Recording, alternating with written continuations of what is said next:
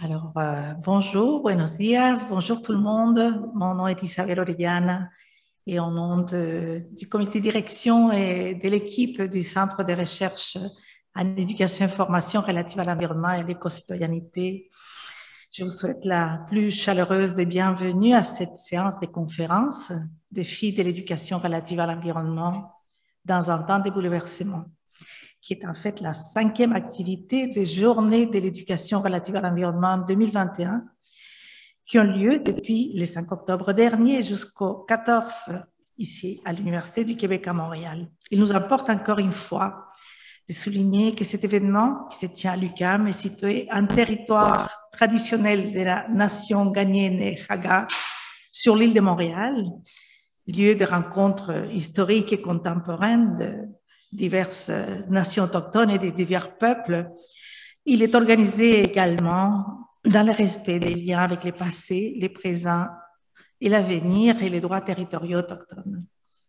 Ces journées de l'éducation relative à l'environnement se proposent de souligner 3 dates symboliques, alors qui marquent considérablement notre rapport à l'éducation aux peuples autochtones et à l'environnement. Donc, le 5 octobre, la semaine dernière, qui souligne la Journée internationale des enseignantes et des enseignants. Le 12 octobre, la journée intitulée de manière controversée des découvertes des Amériques, remémorée aussi comme journée de la résistance autochtone. Et le 14 octobre, la Journée internationale de l'éducation relative à l'environnement.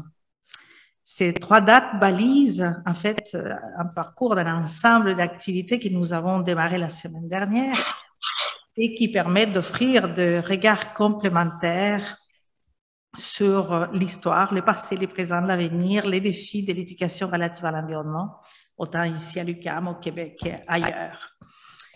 Alors, tout au long de ces journées, nous avons voulu ouvrir de multiples fenêtres sur les maillages interdisciplinaires foisonnant entre l'air et divers champs de savoir, dont la philosophie, l'anthropologie, les arts, la littérature, entre autres.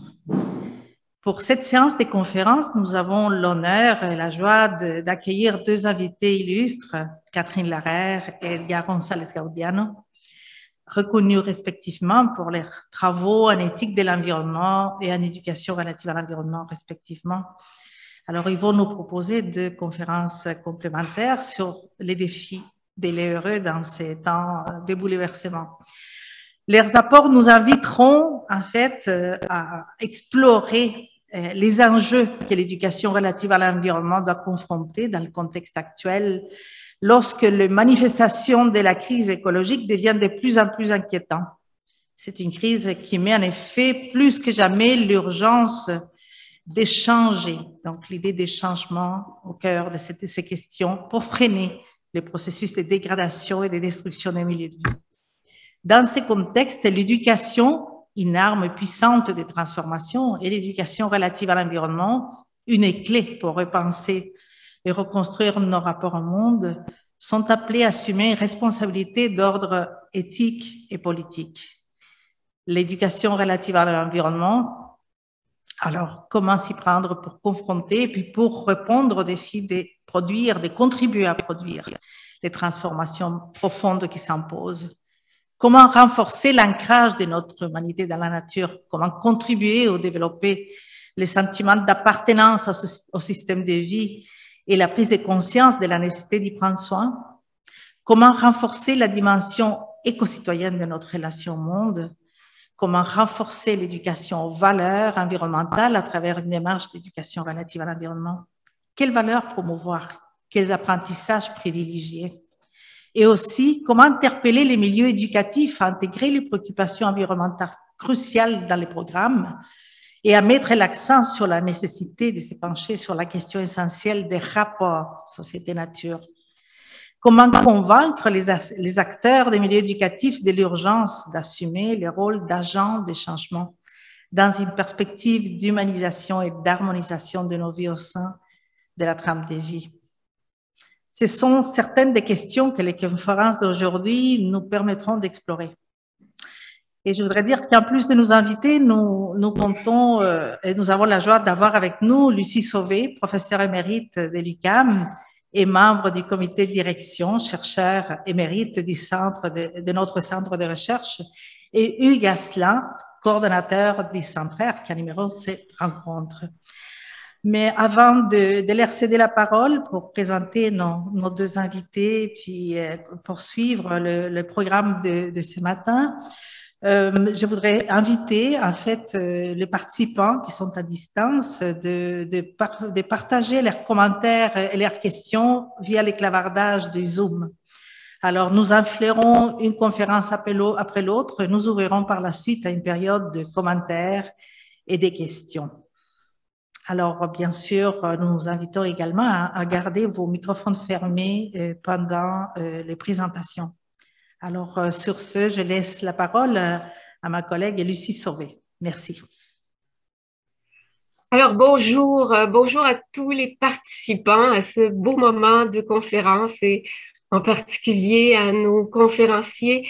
Alors, d'abord, j'ai le très grand plaisir et l'honneur de vous présenter notre premier conférencier, Edgar González Gaudiano, de l'Université Veracruzana au Mexique, possède vraiment une très vaste expérience dans le domaine de l'éducation relative à l'environnement, où il a travaillé sans interruption depuis le début des années 80.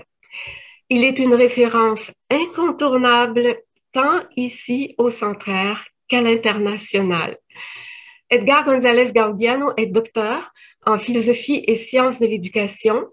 Il est chercheur à l'Institut de recherche en éducation et directeur général de l'unité d'études supérieures de l'Université Veracruzana au Mexique. Il est également membre du Conseil mexicain de recherche en éducation, de l'Académie mexicaine des sciences et membre fondateur de l'Académie nationale d'éducation relative à l'environnement. Il coordonne la chaire UNESCO, Citoyenneté, Éducation et Soutenabilité écologique du développement. Edgar González Gaudiano a publié 25 livres, 70 chapitres de livres édités tant au Mexique qu'à l'international. Il a aussi publié une centaine d'articles de recherche. En 2004, il a reçu le prix du mérite écologique dans la catégorie secteur académique. En 2007, il s'est mérité le prix de recherche en sciences humaines et en 2012, la médaille du mérite écologique Gonzalo Halffter. Sa recherche actuelle porte sur les représentations sociales du changement climatique, la vulnérabilité, le risque et la résilience sociale. Mais surtout, Edgar González Gaudiano est un grand ami du Centraire. Nous avons eu le plaisir de l'accueillir en conférence et de publier ses textes dans la revue Éducation relative à l'environnement. Merci d'avoir si généreusement répondu à notre invitation et nous vous écoutons avec grande attention nous parler d'éducation relative à l'environnement dans le contexte du collapse climatique.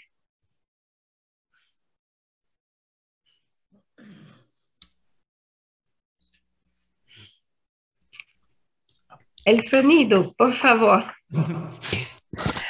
Bonjour, et quiero comenzar. Je voudrais commencer aujourd'hui en partageant mes salutations à Lucie Sauvé, que j'admire pour cette trajectoire exceptionnelle en éducation relative à l'environnement.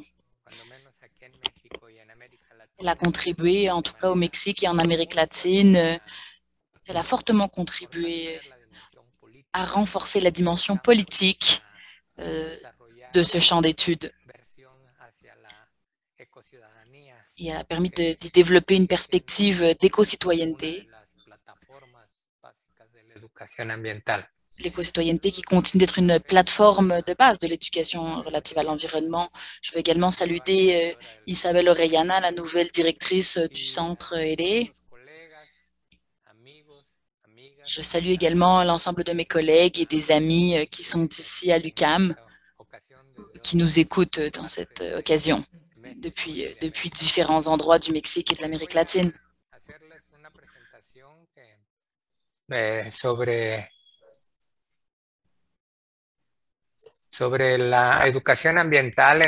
Aujourd'hui, je vais faire une présentation sur la question de l'éducation relative à l'environnement dans le cadre du collapse climatique, de l'effondrement climatique.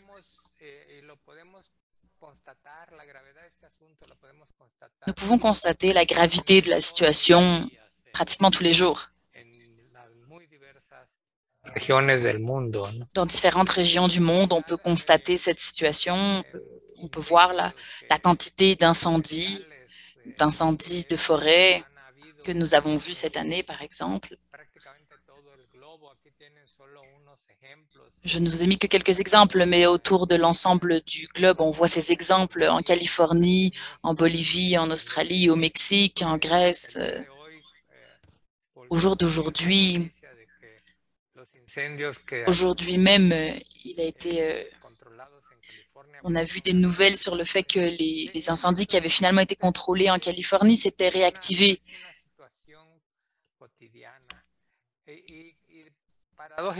C'est une situation quotidienne et paradoxalement, dans certaines régions, il y a des incendies, alors que dans d'autres régions, on fait face à des inondations en Allemagne, au Timor oriental, à Veracruz, par exemple. Le 24 août dernier, ici, on a reçu les effets de l'ouragan Grace et on a donc fait face à des pertes humaines, notamment dues à ces inondations.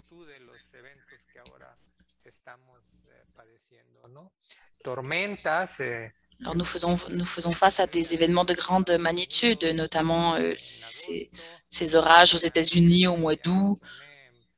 L'ouragan Grace que je vous ai mentionné est passé effectivement au mois d'août. Il y a quelques minutes, un nouvel ouragan vient d'atteindre les côtes pacifiques. Et nous avons aussi la tempête tropicale Claudette. Je ne vous parle que de certains événements. Ce ne sont que quelques-uns des événements que nous voyons partout dans le monde. Par exemple, les vagues de chaleur qui ont été vécues au Canada, dans la région de la Colombie-Britannique. Donc, au mois de juin, l'ensemble des records de hausse de température ont été dépassés dans cette région. Alors, c'est une combinaison d'incendies, de feux de forêt, de vagues de chaleur, d'inondations. On parle de phénomènes extrêmes climatiques. Et comme Greta Thunberg le dit, les politiques n'offrent aucune réaction face à cette situation. Sexto informe del panel intergubernamental de cambio climático nos puede permitir derivar algunas. Le panel intergouvernemental sur le changement climatique, si on observe, a publié plusieurs communiqués. Si on en observe le contenu, on peut comprendre la situation. Ils ont dit clairement que les changements auxquels on fait face en ce moment ne peuvent pas être remis en question, même si on apportait les changements qui sont nécessaires. C'est-à-dire que la situation, on ne peut pas revenir en arrière.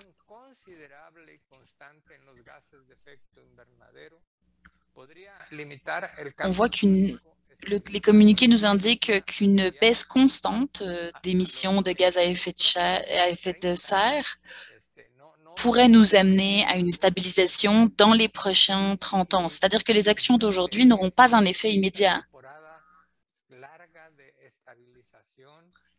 Donc, pendant cette période de stabilisation de 30 ans, plusieurs d'entre nous,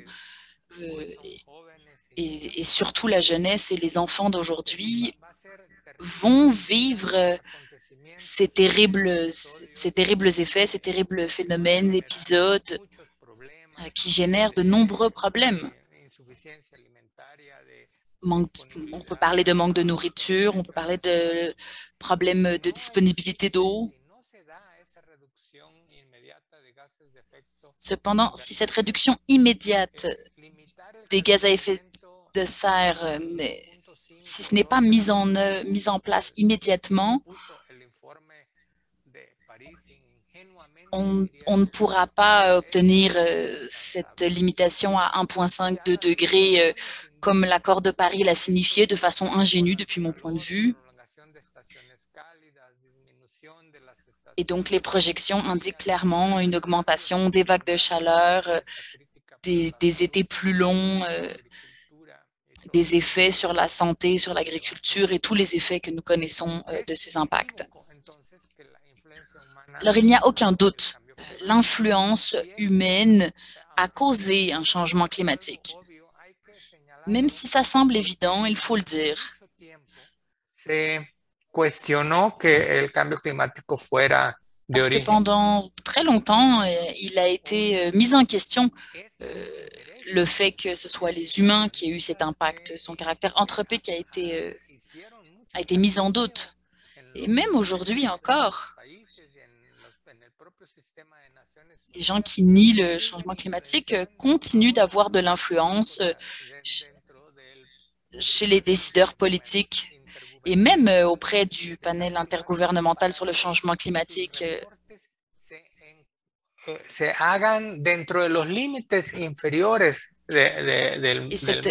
cette pression, cette pression a pour objectif de limiter l'impact et l'effet de ces rapports produits par le panel.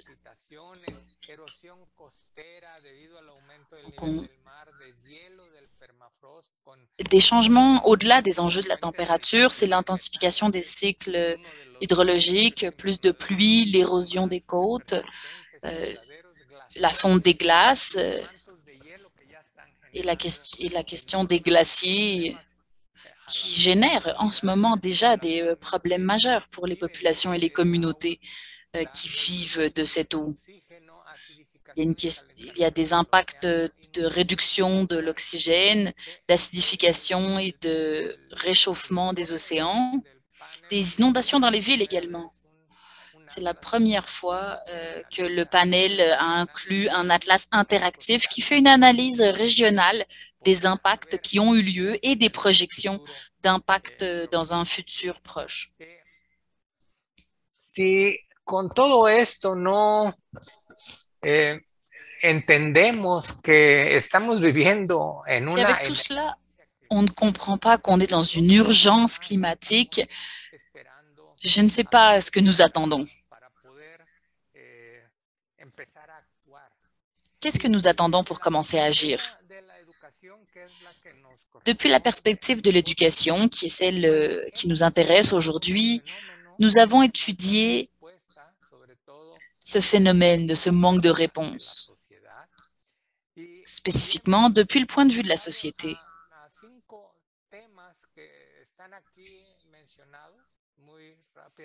Alors, il y a 5 sujets que je vous mentionnerai ici. Premièrement, comment est-ce qu'on appelle le phénomène? Alors, le trou dans la couche d'ozone, ensuite le changement climatique comme un phénomène contre-intuitif, ensuite le manque de responsabilité sociale face au climat climatique et ensuite l'incidence des négationnistes. Je vais passer rapidement à travers ces éléments parce que ce sont des sujets complexes. Ce sont des sujets complexes qui supposent une analyse beaucoup plus profonde, mais dans une conférence comme celle-ci, ce n'est pas nécessairement possible.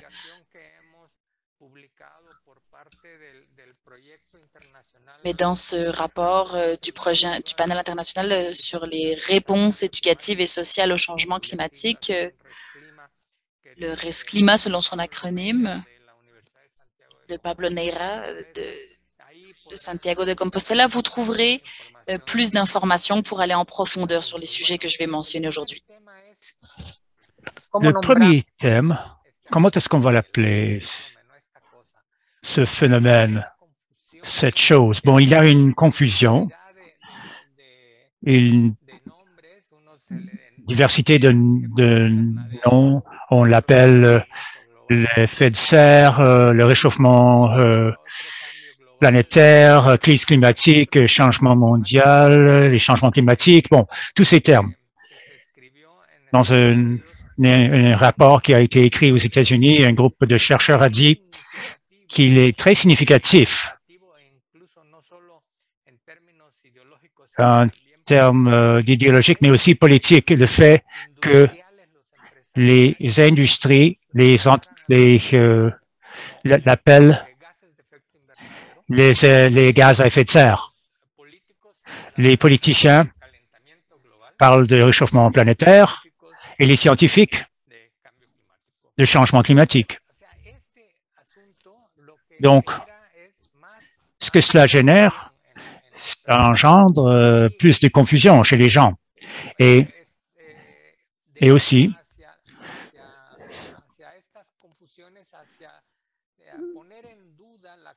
cela a même pour effet de mettre en doute l'origine anthropogène des changements climatiques.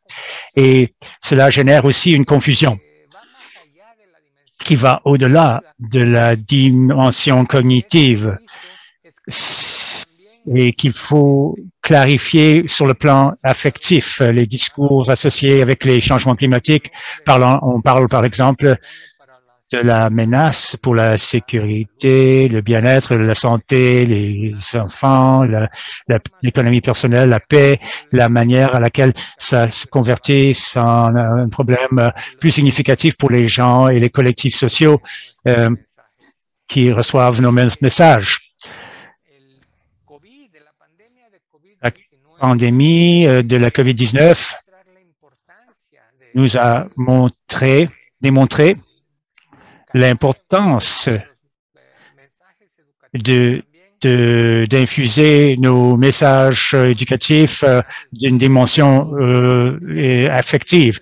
Les enfants, même les plus jeunes, ont pu comprendre sans devoir comprendre tous les aspects complexes et scientifiques et épidémiologiques.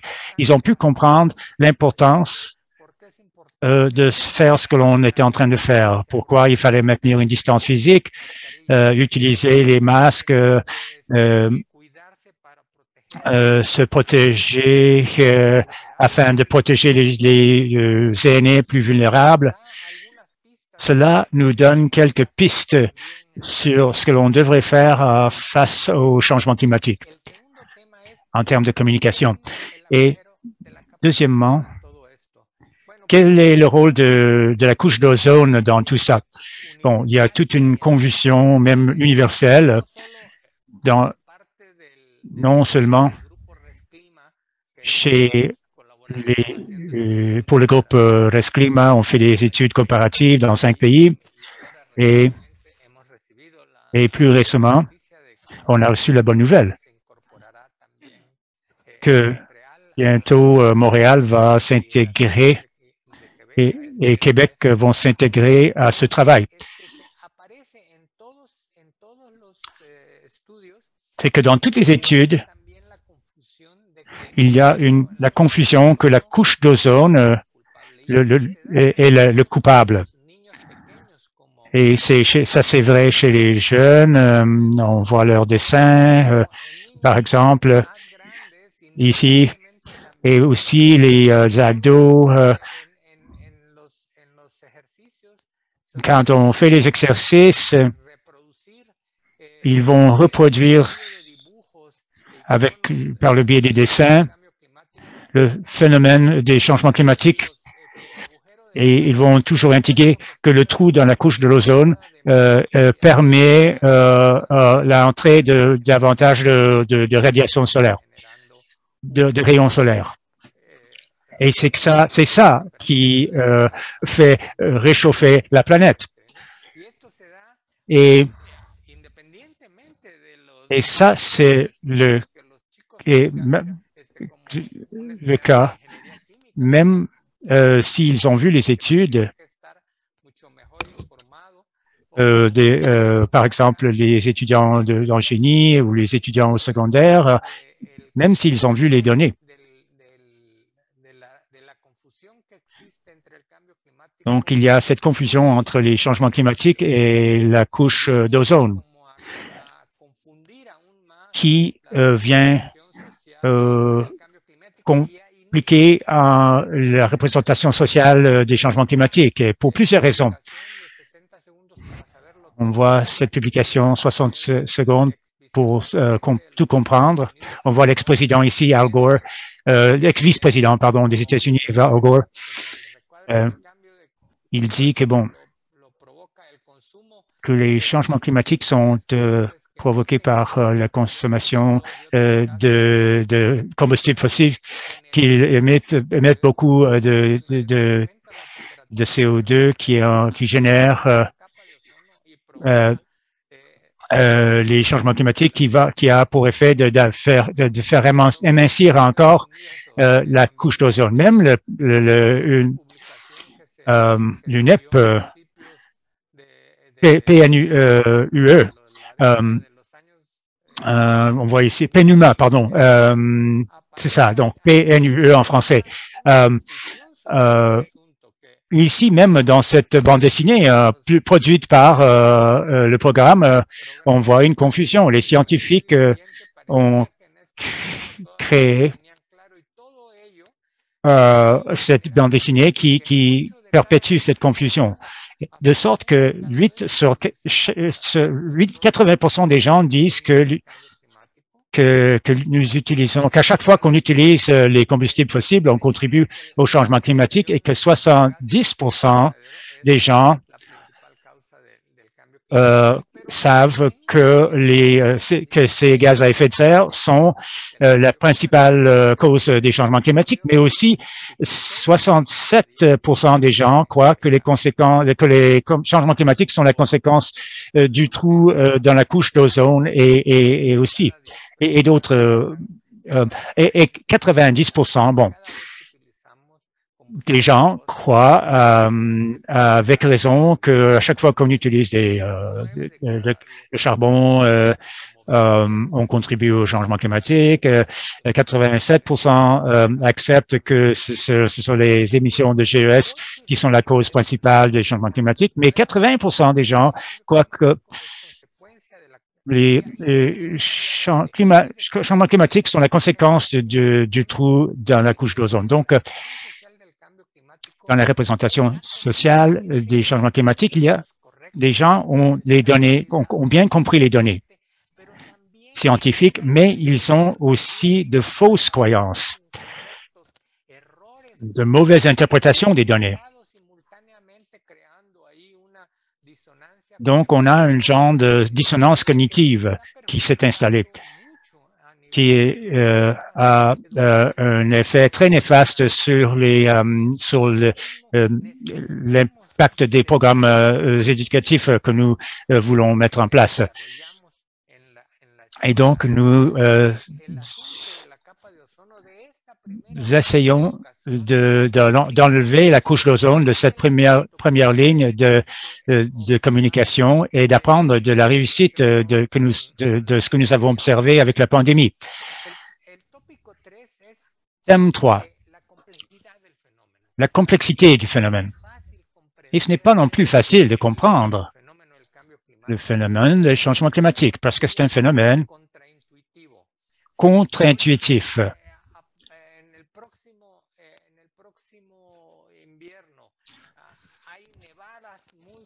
Cet hiver, il y aura beaucoup de neige, mettons. Et ça peut être la conséquence de l'altération, de la modification du climat terrestre. Ça peut être le résultat des changements climatiques. Donc, il y a beaucoup de difficultés pour comprendre la fragilité de l'atmosphère. Je me souviens, dans les années 80, on parlait de comment expliquer aux jeunes la question on utilisait une orange pour représenter l'atmosphère et on disait que, bon, la couche de l'orange, c'est la taille de la planète, pour voir que la planète n'est si grande que l'on ne peut pas continuer à rejeter des GES dans l'atmosphère. Eh bien, cette représentation est erronée.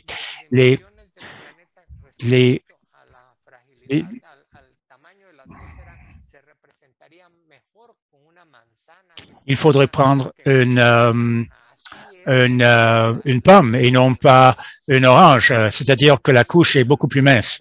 Il y a aussi un problème pour situer le problème. On peut parler de l'hypermétropie spatiale. Où sont les changements climatiques? Au pôle, dans les zones côtières, dans les îles du Pacifique? Donc, le fait que ce soit un problème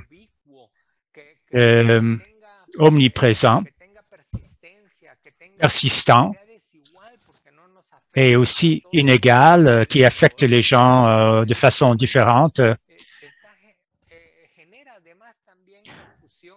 Tout cela génère aussi de la confusion.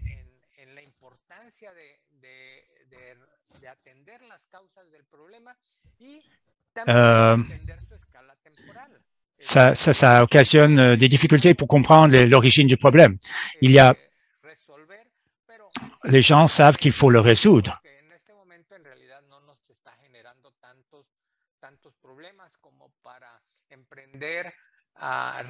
Mais pour l'instant, beaucoup de gens n'ont pas encore vécu assez de problèmes pour vouloir vraiment comprendre la source. Il faudrait arrêter de parler d'échelle, c'est-à-dire en 2050, beaucoup d'entre nous ne seront plus là. Il faudra arrêter de parler de ce qui va arriver en 2050. Il faut parler de ce qui se passe maintenant. C'est ça qui nous permettra d'aider à développer une meilleure expérience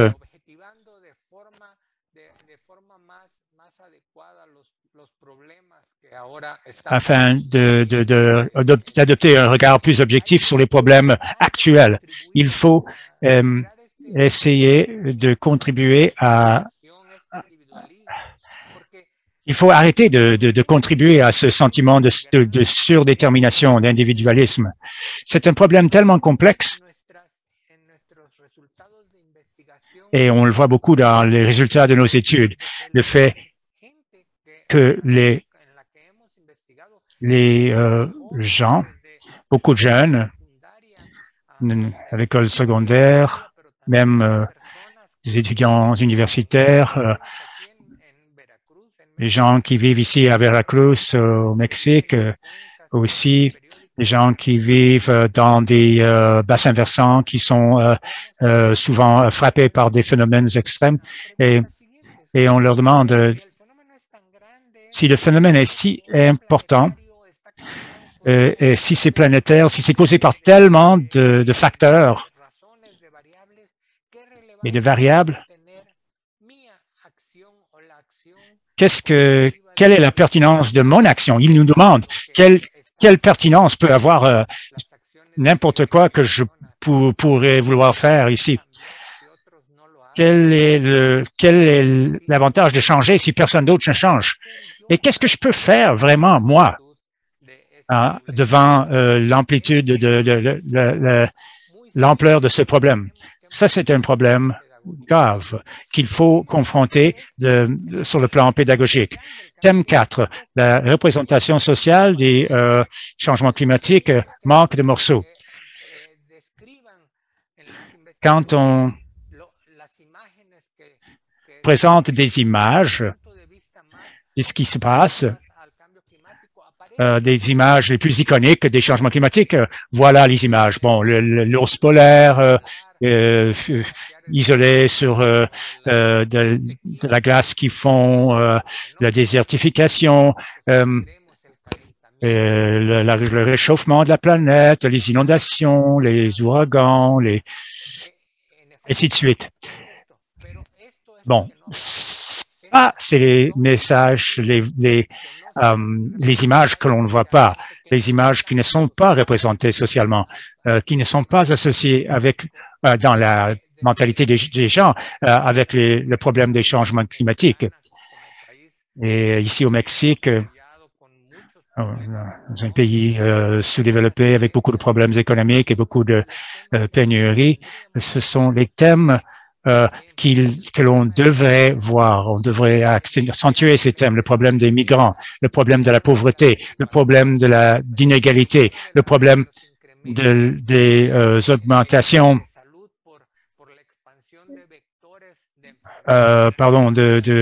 augmentation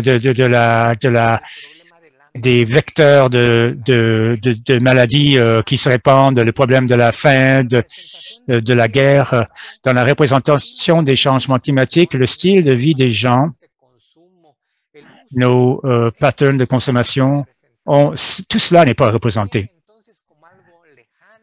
On le voit comme quelque chose de lointain qui ne nous affecte pas et qui n'a rien à voir avec la vie de chaque personne. Et dans cette représentation des problèmes, c'est-à-dire, je vous parlais de cette stratégie médiatique développée par les entreprises et qu'ils continuent à développer, même avec moins de force.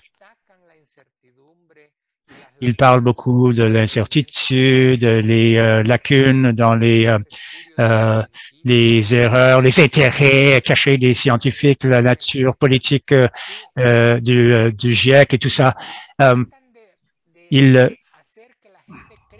essaient de faire croire aux gens que les changements climatiques, c'est un phénomène naturel.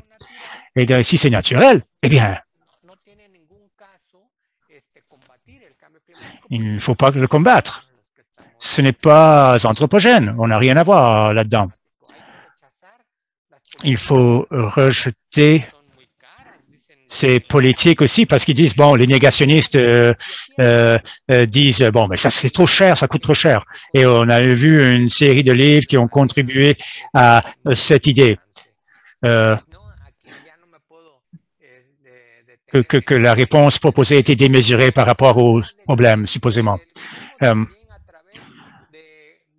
Et donc,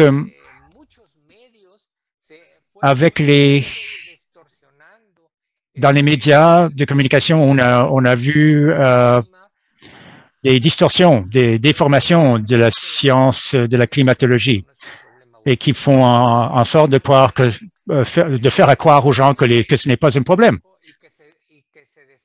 Et il mettait beaucoup d'emphase, d'accent sur les incertitudes. Il y a un livre écrit par Oreskes, nommé Oreskes, Les marchands du climat, où ils décrivent les stratégies utilisées par les négationnistes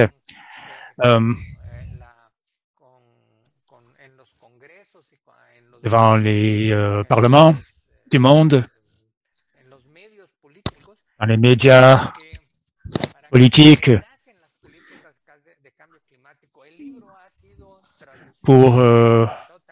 et le livre a même été présenté dans un film qui s'appelle Les marchands du climat, et ça démontre les dommages que ces gens nous ont imposés à toute l'humanité. Les changements climatiques ont des répercussions significatives pour la vie présente actuelle, pour les générations futures, les écosystèmes dont l'humanité dépend. Et les changements climatiques, donc, continuent à être un thème d'études scientifiques et de débats publics. Il y a de plus en plus de preuves de la nature anthropogène des changements climatiques, le changement d'utilisation, d'occupation du sol, l'utilisation des combustibles fossiles. Et on a vu comment la vérité a été distorsionnée, déformée. Et en 2003, on a vu un rapport qui allait être présenté au nom du président George Bush et on l'a corrigé pour rendre les conclusions moins alarmistes.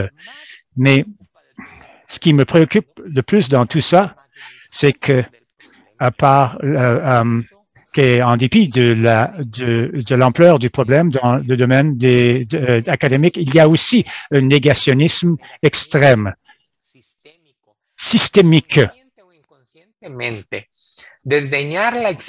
Consciemment ou inconsciemment, il nie l'existence. Il considère que le changement climatique ne fait pas partie de notre champ d'études. C'est une forme de négationnisme. Les gens ne mettent pas l'importance nécessaire. C'est les climatologues qui doivent s'occuper de cet enjeu. Les éducateurs ne doivent pas se préoccuper de ces enjeux-là, par exemple. C'est une forme de négationnisme. Les gens qui croient qu'il faut qu'ils continuent dans leur champ d'études sans inclure ces enjeux. En 2017, il était publié ce fait qui disait que en 2017, en analysant les conférences qui étaient données par la ASA et la AEA, donc des conférences de scientifiques éducatifs au niveau international, ce sont des milliers de personnes qui se réunissent chaque année dans ces conférences. Ça attire l'attention, le fait qu'il n'y a qu'une petite quantité de ces présentations qui présentent des programmes et des revues. Et par exemple, dans Educational Studies, que publient ces organisations qui organisent ces conférences, on voit qu'il n'y a que très peu de mentions. Et ce sont très peu de personnes qui sont représentées par les éducateurs environnementaux et par les éducateurs en sciences.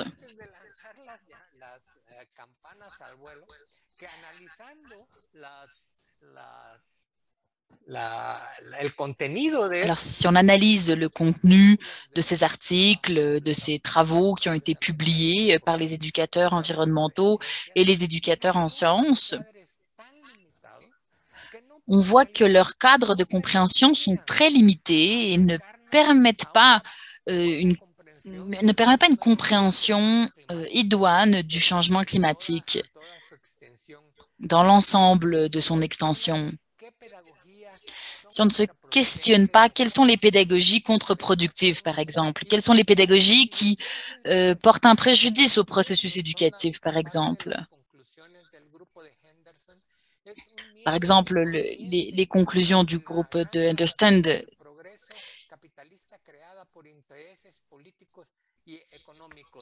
S'il reste inconscient face au fait qu'on parle de politique capitaliste qui bénéficie à un petit groupe, on ne peut pas comprendre l'enjeu. Je voudrais, pour conclure, faire une réflexion sur le rôle transcendantal des médias et des médiateurs dans cette construction des représentations sociales du changement climatique. Quand on demandait aux jeunes, aux étudiants, étudiantes, aux enfants, où avez-vous entendu parler du concept de changement climatique? Comment avez-vous obtenu de l'information sur cette problématique? Comment en avez-vous entendu parler? Quand on pose cette question, on voit tout le temps que ce sont les réseaux sociaux et la télévision qui sont la source d'information. Mais le problème, c'est que ce sont des sources d'information dans lesquelles les types de données qui sont transmises sur le phénomène sont des informations avec des biais importants. Donc voilà ici les chiffres. Par exemple, on a demandé aux gens dans le dernier mois où avez-vous entendu parler du changement climatique. Donc c'est une étude qui a été réalisée en Espagne. Alors par des journalistes à 57%. En général, c'est des journalistes, des membres du gouvernement ou des membres de la famille. Mais par exemple, les écologistes, les professeurs, les personnes qui pourraient avoir plus d'informations sur la question ne sont pas écoutés, ne sont pas entendus. Il y a donc un choc entre la culture scientifique et une culture du sens commun. Et ça génère de nombreux problèmes.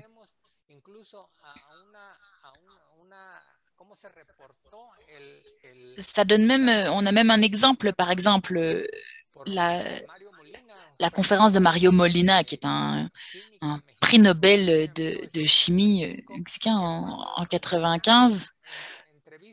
Quand on lui fait une entrevue, au final, il dit, c'est très difficile de comprendre comment le climat va répondre s'il est affecté par les activités humaines.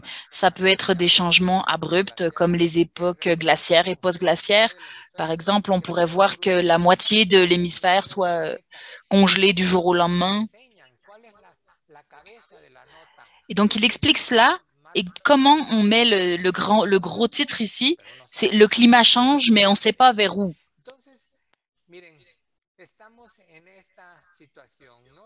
Donc, on est dans cette situation.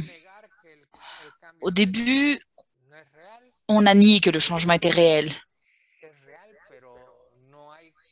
Ensuite, on a dit, oh, d'accord, il y a un changement, mais on n'est pas sûr qu'il a été généré par les actions des humains.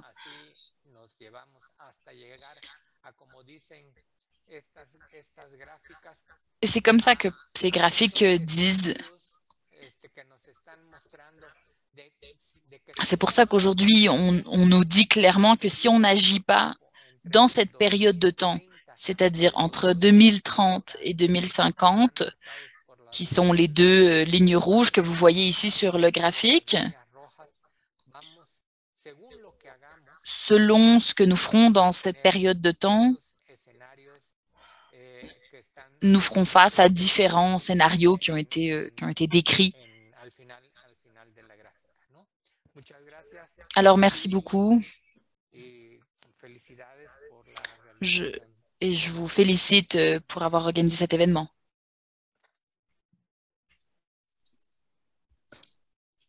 Muchísimas gracias, Edgar. Merci beaucoup, Edgar González Gaudiano. De cette conférence. Et c'est certain, la problématique des changements climatiques correspond à un ensemble de défis écologiques, socio-écologiques dont on commence finalement à peine à mesurer toute l'ampleur et la complexité. Et la dimension de temporalité, justement, est très préoccupante et pourtant négligée. Et puis, ça pose aussi des défis pédagogiques très grands, encore inégalés, et particulièrement en éducation relative à l'environnement, qui pourtant tarde encore à trouver sa place, sa légitimité, son espace dans les systèmes éducatifs. Alors, on a bien besoin de cet éclairage, on a bien besoin de faire converger nos compréhensions, nos compétences, nos expériences. Et vos travaux sont bien éclairants à cet effet. Alors, merci encore. Et on aura l'occasion d'échanger sur les propos que vous venez de partager avec nous à la fin, après la deuxième conférence. Alors, j'invite, mais dès maintenant, les participants quand même à formuler vos commentaires, vos questions dans l'espace de conversation de cette plateforme Zoom. Alors, j'ai maintenant le grand plaisir de vous présenter notre prochaine conférencière, Madame Catherine Larère. Elle est également une grande source d'inspiration dans le domaine des humanités environnementales et ses travaux ont une pertinence toute particulière pour notre monde de l'éducation relative à l'environnement. Alors, Catherine Larère est philosophe, elle est professeure émérite à l'Université Paris 1, Panthéon, Sorbonne. Elle est spécialiste de philosophie morale et politique. Elle a contribué à introduire en France, dans l'espace francophone, les grands thèmes de l'éthique environnementale d'expression anglaise et elle a développé la philosophie environnementale autour des questions de protection de la nature, de prévention des risques, de justice environnementale et d'écologie politique dans ses liens avec la démocratie. Alors, après ces ouvrages parus en 97, intitulés Les philosophies de l'environnement et du bon usage de la nature, elle a publié en 2015 avec Raphaël Larère Penser et agir avec la nature, une enquête philosophique, de même qu'un ouvrage collectif en 2017, Les inégalités environnementales. En 2018, elle a dirigé avec Rémi Beau la publication de Penser l'Anthropocène et elle a préfacé la traduction de l'article de Christopher Stone, Les arbres doivent-ils pouvoir plaider? Sa dernière publication en 2020, conjointement avec Raphaël Larère, s'intitule Le pire n'est pas certain, essai sur l'aveuglement catastrophiste. Alors, grand merci, Catherine Larère, d'avoir généreusement accepté notre invitation à présenter cette conférence et nous vous écoutons avec grande attention traiter des paradoxes de l'éducation à l'environnement. Très bien. Merci beaucoup. Et donc, je me lance. Donc, je crois que bon, je vais intervenir sans doute plus en philosophe d'ailleurs qu'en éthicienne, en profitant du privilège de radicalité qui est celui des philosophes et en posant donc la question de façon assez générale et assez globale sur quelle éducation pour l'environnement. Alors, il suffit d'avoir fréquenté, je sais pas moi, la moindre réunion de l'UNESCO, entre autres choses, pour savoir que c'est une composante extrêmement importante de notre façon de faire face à la situation environnementale dont on vient de vous rappeler la gravité, que d'accorder de l'importance à l'éducation pour l'environnement. Deux raisons pour cela.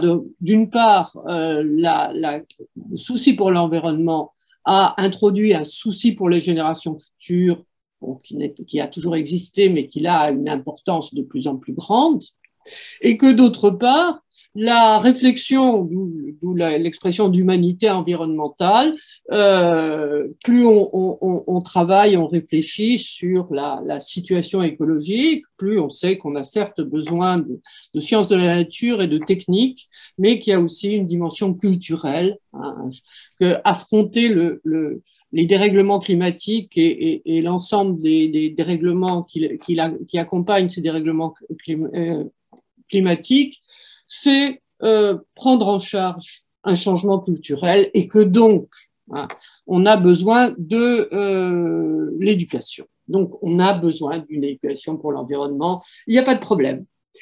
Mais pourtant, dès qu'on se met à réfléchir de façon un peu générale sur cette question, on se rend compte que la réponse ne va pas du tout de soi.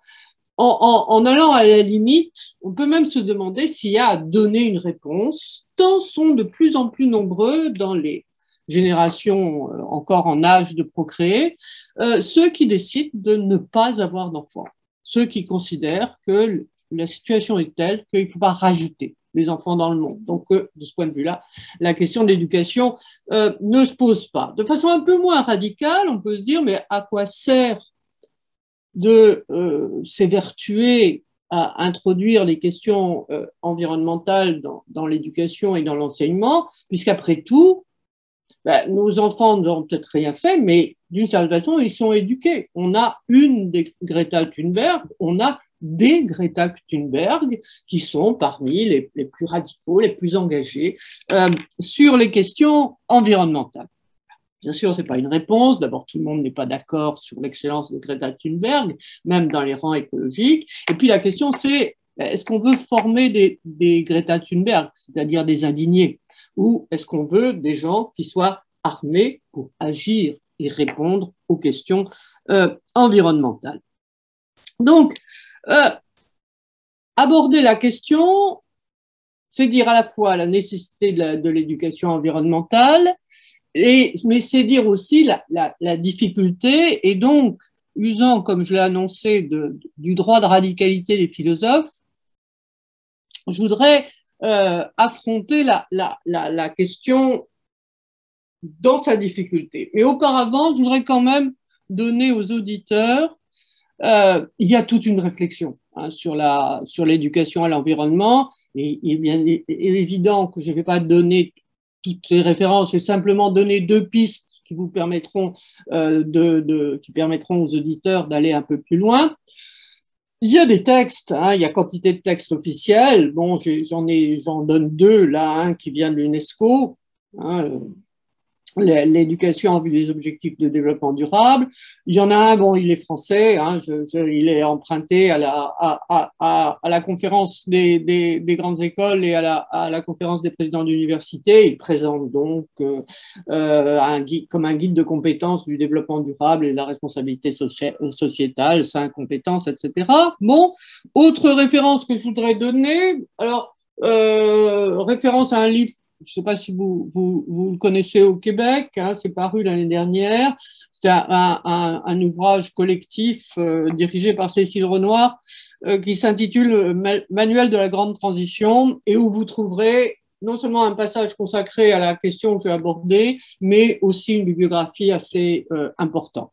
Je vous renvoie aussi au dictionnaire de la pensée écologique, dirigé par Dominique Bourg et Alain Papot, où vous trouverez l'article Éducation à l'environnement rédigé par Lucie Sauvé, donc qui est ici présente et que je salue à nouveau, et puis un autre article sur l'éducation au développement durable. Là aussi, vous aurez des bibliographies, donc si vous voulez donner un peu de corps aux remarques nécessairement très générales que je vais faire dans le peu de temps qui m'est imparti, je vous ai donné ces références. Alors, cependant, bon, j'en viens à ce qui est l'essentiel de mon propos. Je voudrais vous montrer à quel point l'idée d'une éducation à l'environnement est une entreprise paradoxale. Et donc, je commencerai par exposer ces paradoxes. Il y en a 3, liés à la conception de l'éducation comme reproduction, liés à la conception de l'éducation comme passage de l'enfance à l'âge adulte, et liés à c'est à peine un paradoxe, mais c'est une distinction et que le français permet de faire entre éducation et enseignement. Et donc, après avoir présenté ces paradoxes, je voudrais, avec vous, m'interroger sur la possibilité d'y répondre en développant une éducation à l'environnement. Donc, vous verrez que la réponse au dernier paradoxe est unanime. Il ne s'agit pas simplement d'introduire un nouvel élément dans les programmes, c'est d'une véritable éducation qu'on a besoin. Ce qui nous amènera à affronter le deuxième paradoxe, qui est pose beaucoup plus de problèmes, qui est finalement comment éduquer pour un nouveau qu'on ne connaît pas. Et puis, bon, je laisse ouvert la surprise que une idée possible de l'éducation, c'est de dire aux enfants, surtout, ne changez pas. Donc, alors, je rappellerai aussi toujours, excusez-moi de rappeler du b.a.-ba de la philosophie de l'éducation, mais que toute idée éducative rencontre des contradictions, sinon des contradictions, au moins des tensions qui sont génératrices de paradoxes. Je rappellerai les 3 principaux, celles qui opposent le collectif, l'éducation comme reproduction, au sens où c'est la façon dont une société, une génération et même l'espèce humaine se maintient dans l'existence en transmettant à ses descendants ce qui la caractérise elle, mais aussi, bon, si ça c'est la définition très générale. Pero también, bueno, es la definición. Une définition très générale donc on peut même prendre d'un point de vue évolutionniste ou d'un point de vue plus sociologique, on peut dire qu'il commence à y avoir véritablement réflexion sur l'éducation, et ça devient un objet philosophique quand on ne s'occupe pas de reproduction sociale, mais d'éducation de l'individu.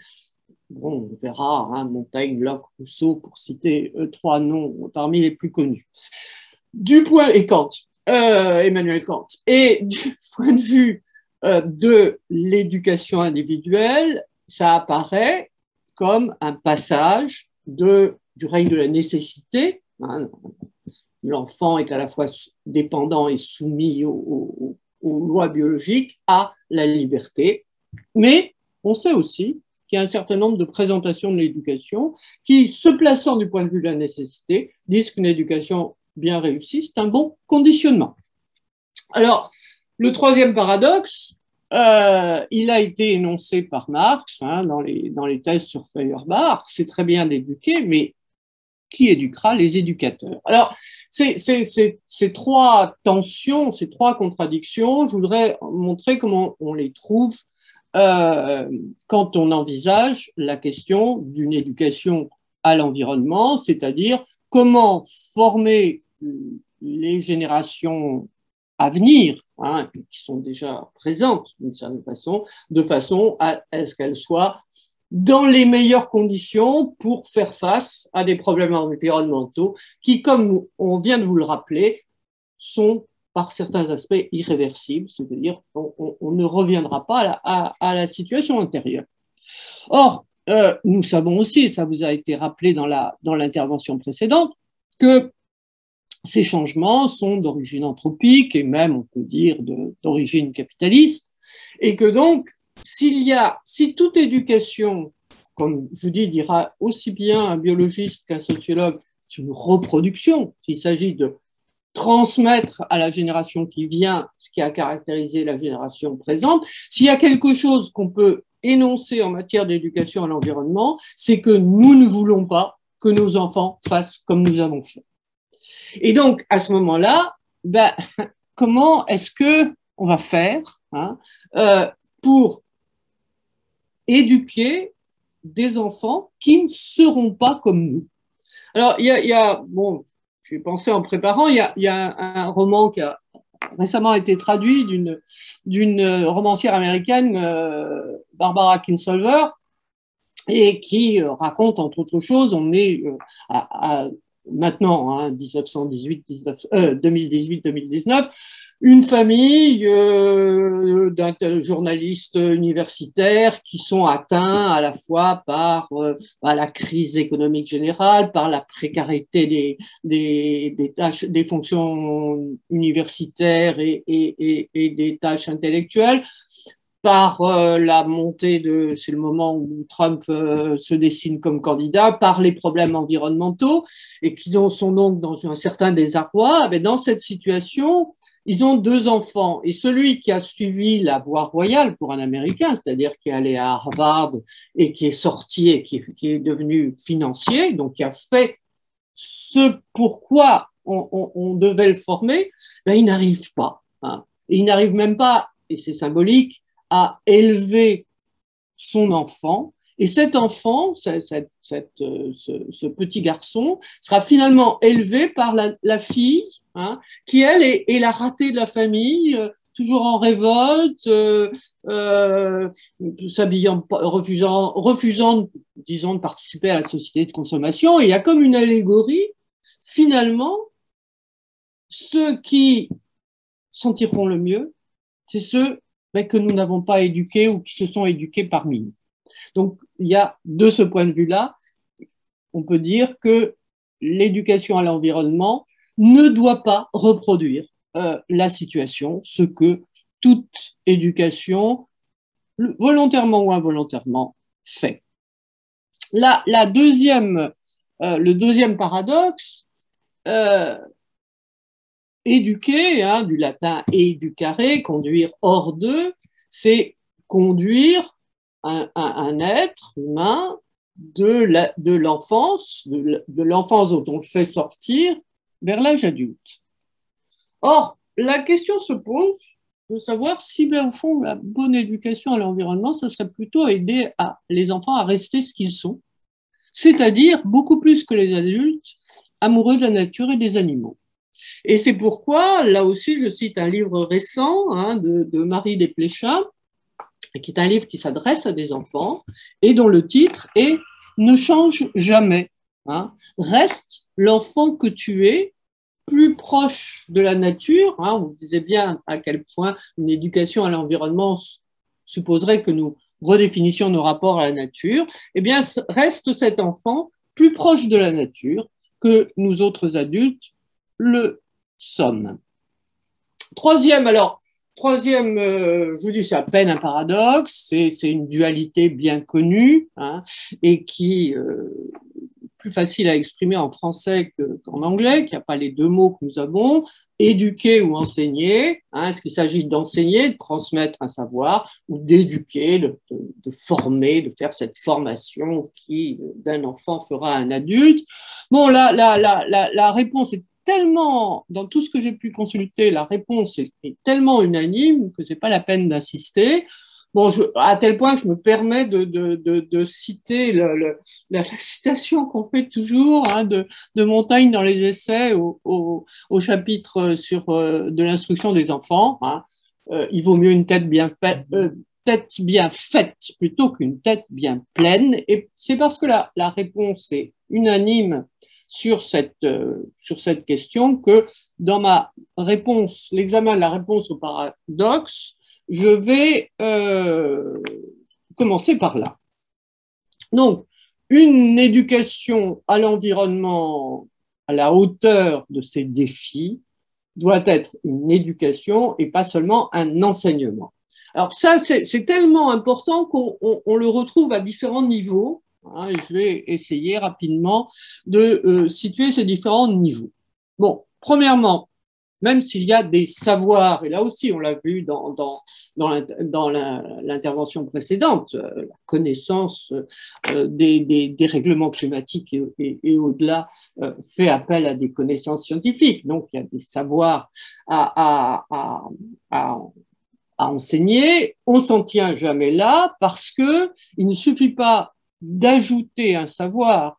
Il faut remettre en cause la séparation des savoirs qui caractérise en général l'enseignement, et que donc c'est d'autres principes de lien entre les savoirs, interdisciplinarité, systémisme, complexité, auxquels il faut préparer, et il ne suffit pas d'ajouter un chapitre de plus. Donc ce qui compte, c'est pas un contenu, l'important, c'est pas de transmettre des contenus, c'est de transformer les modes de pensée, et on peut donner comme référence pour expliquer cette tâche, la phrase qu'on cite toujours, qu'on attribue à Einstein, alors qu'elle semble être apocryphe, mais enfin, continuons à l'attribuer à Einstein, un homme très riche. Donc, l'idée qu'on ne résout pas les problèmes avec les modes de pensée qui les ont engendrés, et que si la situation actuelle est la conséquence d'une façon analytique, monodisciplinaire de pensée, eh bien, il faut introduire d'autres modes de pensée. Mais très vite, et c'est toujours en suivant Einstein, enfin le pseudo-Einstein, qu'on voit que c'est pas simplement le rapport entre, disons, il ne s'agit pas d'apprendre par cœur les résultats, il faut savoir trouver le résultat, premier niveau. Deuxième niveau, c'est là qu'on passe de l'enseignement à l'éducation. Il ne s'agit pas seulement d'enseigner, il faut, disons, aussi être dans le domaine de l'action. Et de ce point de vue-là, quelque chose qui ressort chaque fois qu'on se met à discuter sur ces questions d'éducation à l'environnement, c'est qu'on ne peut pas séparer le savoir de l'action. Et de ce point de vue-là, la jeune génération est extrêmement exigeante sur la cohérence de nos actions et entre ce que nous disons et ce que nous faisons de notre part d'adultes. Donc, il ne s'agit pas de dire et de faire autre chose, il faut lier le dire au faire. Il faut aussi, ça ne sert à rien d'avoir tout le savoir qu'on veut du changement climatique ou de l'érosion de la biodiversité et de vouloir habiter la Terre du mieux qu'on peut, si soi-même on ne se prépare pas à habiter la Terre du mieux qu'on peut. Il y a là une exigence qui est une exigence morale, et c'est pour ça que je cite Aldo Leopold et l'almanach. C'est pas dans l'almanach d'un côté des sables, mais bon, la référence en éthique environnementale, quand Aldo Leopold parlait de, je cite la traduction, la futilité qu'il y a à vouloir améliorer la Terre, la nature, sans nous améliorer nous-mêmes. Donc, l'éducation environnementale doit toucher au fondement de nos conduites et pas simplement donner un contenu théorique. Et puis, troisième élément où on va de plus en plus dans, c'est pas un élément séparé, c'est un ensemble. Je reprends la formule du manuel de la grande transition auquel j'ai fait référence tout à l'heure, qui, ayant cité Montaigne et bon, plutôt une tête bien faite qu'une tête bien pleine, continue en disant c'est une pédagogie tête, corps, cœur. On ne s'adresse pas seulement à la tête, on ne s'adresse pas seulement au corps, on s'adresse aussi aux émotions. Bon, là, il y a tout un travail aussi dont on pourrait parler. Mais justement, on voit à quel point la tâche est importante, puisqu'il s'agit de transformer des individus. Comment pouvons-nous y arriver alors que, je vous dis, spontanément, toute éducation est une reproduction. Alors, on peut prendre quand même un modèle, parce que le problème qui se pose à nous, éduquer à l'environnement, c'est éduquer au changement, c'est éduquer à une nouveauté dont nous n'avons pas vraiment complètement l'idée.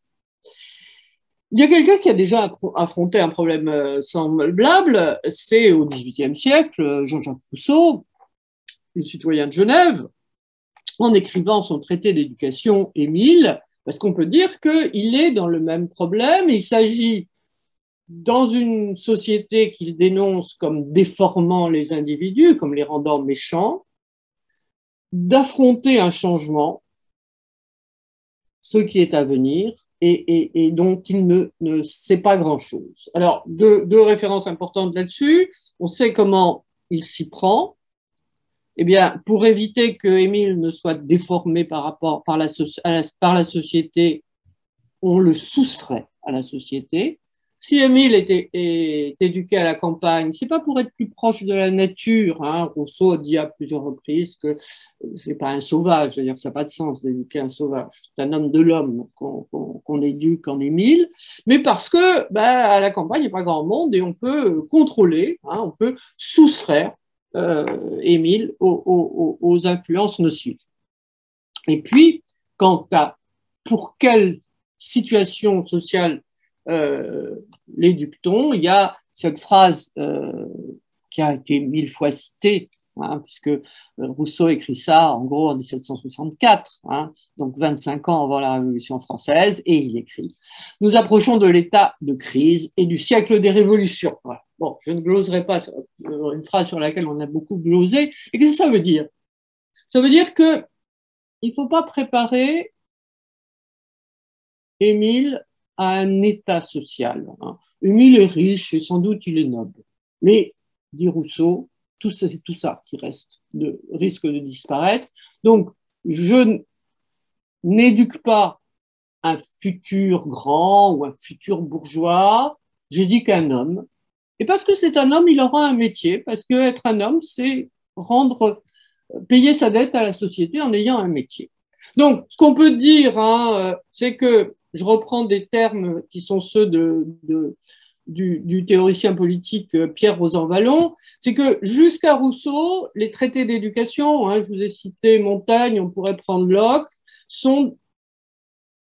traitent de la formation de l'individu, mais d'individus distingués, de futurs nobles, avec cet individualisme de distinction qui est la première étape de l'individualisme, et à laquelle succède, comme le montre Pierre Rosanvallon, ce qu'on peut appeler l'individualisme universel. Je forme, dit Rousseau, un homme. Donc je forme un individu, mais un individu tels que tous les individus dans l'universalité de l'humanité. Alors, bon, ces deux réponses de Rousseau, est-ce que on peut les adapter, les reprendre? Je dirais que c'est presque un nouveau paradoxe de l'éducation environnementale, c'est que si on rejette une reproduction sociale qui ne pourrait que reproduire des gens qui sont à l'origine des problèmes environnementaux, donc on n'en veut pas, on ne le fait pas en fait pour produire des individus, puisque tout ce que nous a appris la réflexion sur l'environnement, c'est que justement, la leçon écologique de base, c'est que tout est extrêmement lié, et que donc ça n'a aucun sens de vouloir produire un individu décontextualisé, séparé des autres, et que donc s'il y a individualisme, ce ne peut être qu'un individualisme relationnel, un individu qui est à la fois lié à son milieu, à son contexte, à son lieu environnemental, et au sein d'une expérience collective. Cette insistance sur le collectif est aussi une caractéristique de toutes les réflexions un peu générales sur l'éducation environnementale. Alors, de ce point de vue-là, on peut se dire, mais au fond, entre Rousseau, qui élève un individu tout seul, dans un contexte peu précisé et hors du contact avec ses camarades, entre ce que nous cherchons, un individualisme relationnel, c'est-à-dire à la fois contextualisé et collectif, il y a des liens, il y a peut-être des transitions possibles, et je pense en particulier à l'expérience Freinet, aux pédagogies Freinet, qui sont développées en France au début du XXe siècle, mais qui sont maintenant beaucoup plus répandues dans le monde, et qui justement lient la pensée et l'action, le travail collectif et l'initiative individuelle, et tout ça dans une option, disons, politique égalitaire. Donc, finalement, on cherche l'éducation environnementale vise des individus liés aux autres et capables de prendre des décisions dans une situation qui est à la fois environnementale, avec un choix moral, et dans une situation politique.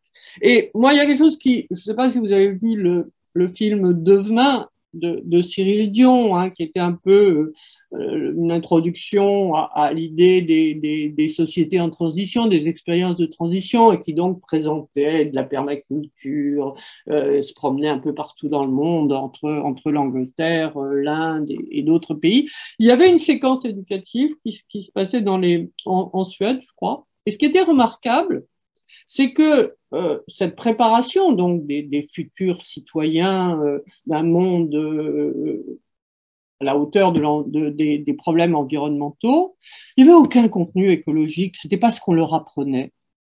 C'était des enfants qui, collectivement, se formaient à être autonomes, à une autonomie relationnelle. Et je crois que là, il y a une leçon à retenir pour l'éducation à l'environnement. Alors, on peut aller encore plus loin, et vous avez peut-être entendu parler, il y en a beaucoup de questions actuellement en éthique environnementale, de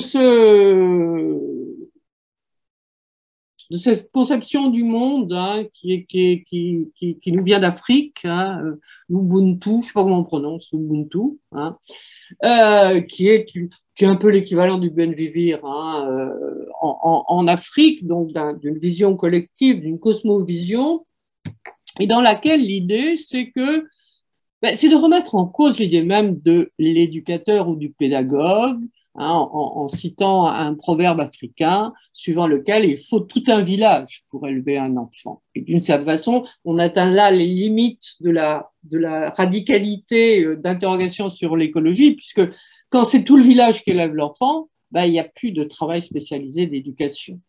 Donc, ce qui me permet d'en venir au troisième point, où surtout ne change pas, s'il n'y a plus de travail d'éducation.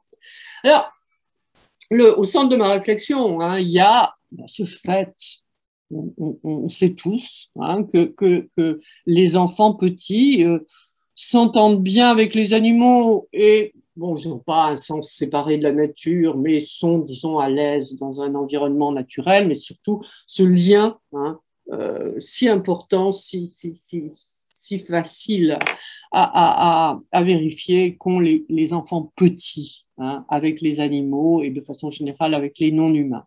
Alors, il y a quelqu'un qui a... Et quelque chose dont la littérature, justement, sur lequel s'appuie la littérature enfantine, puisqu'on raconte sans arrêt aux enfants des histoires d'animaux, des histoires de nature, on les met dans des prés, Bon, on utilise, sans trop y réfléchir, l'évidence que si on parle de rapport entre les humains et la nature, les enfants ont l'air mieux placés que nous pour ça.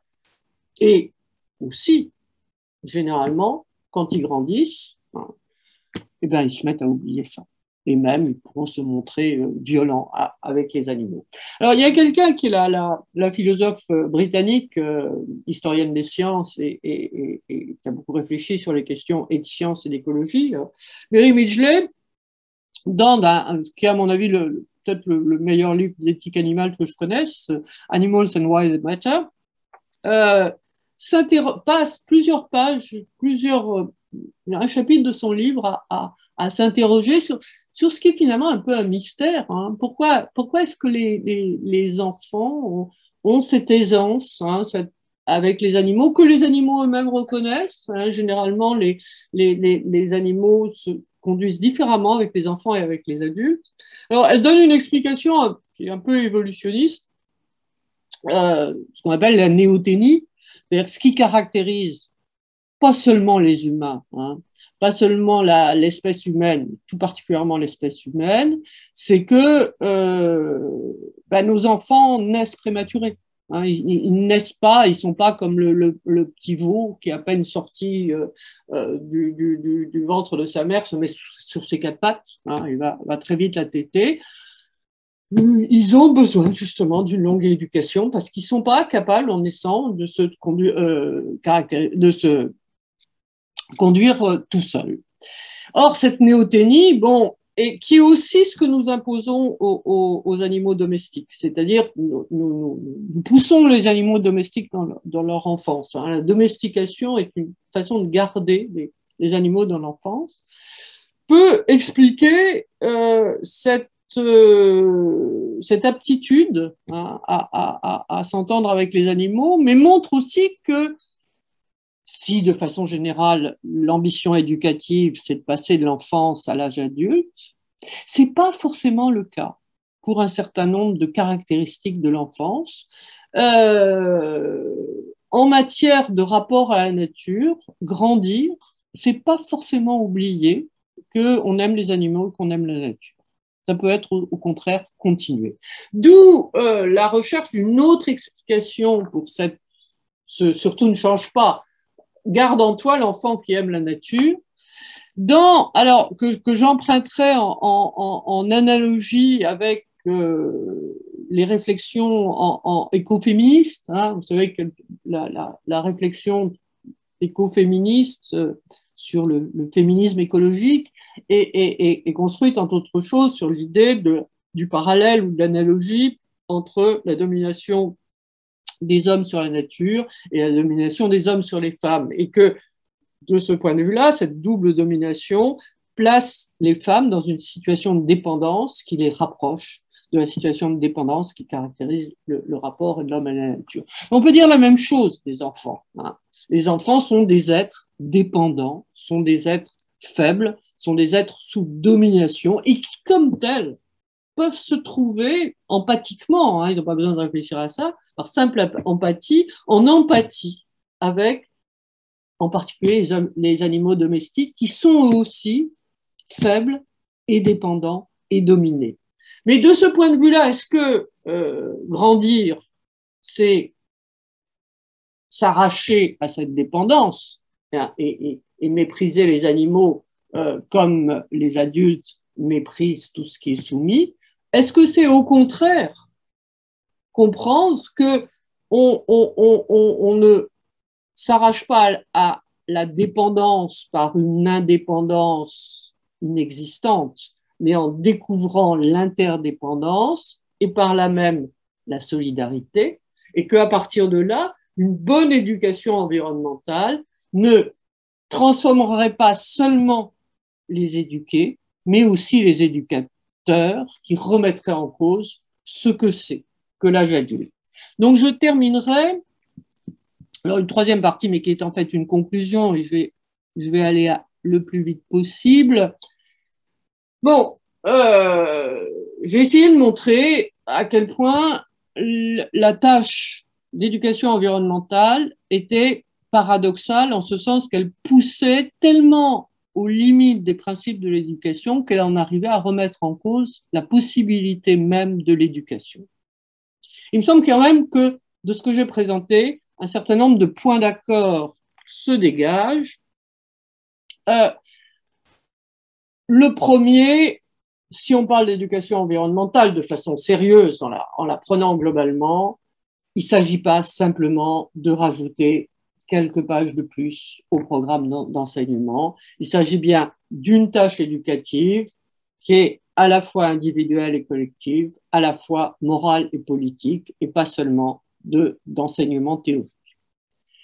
Deuxième accord qui me semble, j'espère, se dégage de ce que j'ai dit, c'est que s'il faut écarter la reproduction sociale dans sa forme immédiate, qui est ordinaire, qui est comme reproduction, l'éducation est une continuation. Ça ne conduit pas, c'est ce que j'ai essayé de faire en faisant référence à Rousseau, ça ne conduit pas à privilégier n'importe quel individualisme en disant on ne va pas former des masses conformes, on va essayer de laisser se développer des individus novateurs, mais à mettre l'accent sur ce que j'ai appelé l'individualisme relationnel et sur l'intelligence collective. Troisième problème, on peut dire que il y a quelque chose comme un cercle vicieux vu la hauteur de l'ambition de l'éducation à l'environnement, parce qu'on peut se dire que pour bien éduquer, puisque l'éducation est une reproduction, il faudrait que le monde ait changé, que ce soit un monde pour aller vite, plus en harmonie avec son environnement. Mais vu ce que nous sommes, on peut se dire qu'au contraire, il faut bien éduquer pour que le monde puisse changer. Donc, on a une histoire de poulet d'œuf classique auquel on répond classiquement en disant il faut faire les deux. On ne peut pas séparer la tâche éducative des autres tâches environnementales. Alors, dernier point, et je terminerai là-dessus, j'ai dit dès le début, il y a des conséquences involontaires. Et ça aussi, je dirais, c'est une leçon générale de toute éducation. Quoi qu'on fasse, quoi que fasse un éducateur, il y a quelque chose de mal qui se fera, au sens où aucune éducation, et par la définition même, parce que nous cherchons à former des êtres libres, eh bien, aucune éducation ne peut être un plein contrôle sur l'éduqué. Et c'est pourquoi, à mon avis, en matière d'éducation, pour reprendre une distinction juridique, il y a une obligation de moyens, on est obligé de faire tout ce qu'on peut pour que ce soit le mieux possible, mais il n'y a certainement pas obligation de résultat. Et c'est pourquoi moi j'ai une certaine méfiance vis-à-vis, comme les textes de l'UNESCO ou de la conférence des présidents de l'université que je vous ai cités, qui sont attentifs à la performance et qui n'étudient les compétences qu'en rapport à des performances. Quand on rentre dans le vocabulaire de l'efficacité, on sort, me semble-t-il, du domaine éducatif. Et pour citer pseudo-Einstein, c'est comme ça qu'on reproduit ses erreurs. Donc, on peut aussi renverser la proposition. Quoi qu'on fasse, on fait mal. Mais même quand on fait mal, et on peut dire que l'éducation telle qu'elle existe actuellement, elle n'est pas très préparée à l'environnement, elle fait plutôt mal, mais il arrive quand même qu'involontairement on fasse bien après tout. Nous avons produit des Greta Thunberg. C'était peut-être pas ça qu'on cherchait à faire, mais finalement on y est arrivé, c'est pas une mauvaise chose.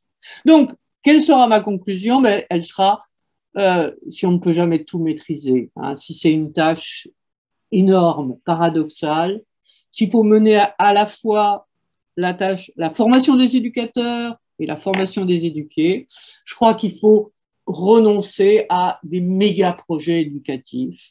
Il faut plutôt prouver la marche en marchant. Donc, je m'arrêterai là-dessus en vous remerciant de votre écoute.